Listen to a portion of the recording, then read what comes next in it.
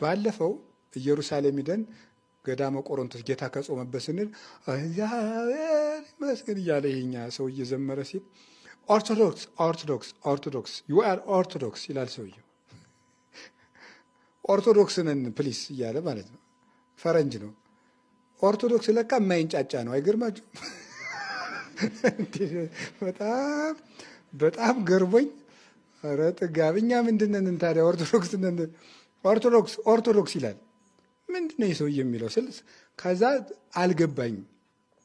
ደግሞ መጨረሻ ላይ ደግሞ ስብከትኛም ትንሽ ሰባብቀን ሲያበቃ ሰው እንዲህ ሲል ኦርቶዶክስ አለ። ኦርቶዶክስ አይንጫጫም ማለት ነው ትርጉሙ ብዬ እኔም ገባኝና ኦርቶዶክስ መንጫጫ ስናወጋ ራሱ ጮክ ብሏል። ምሳሌ ነው። አሁን ምሳሌ ነው ያነሳውላችሁ አይደል? ጌታን መምሰል ምንድን ነው ቢባል የሚያረጋቸውን ነገሮች ስለሱ የተጻፉትን በአቅም መጀመር ነው። በመጠናቸው ትንሽ ትንሽ እያልን ማለት እንደ አቅማችን በቃ እንደዛ እያደረግን ብንጀምር የአዲስ ሰው ሆን ማለት ነው።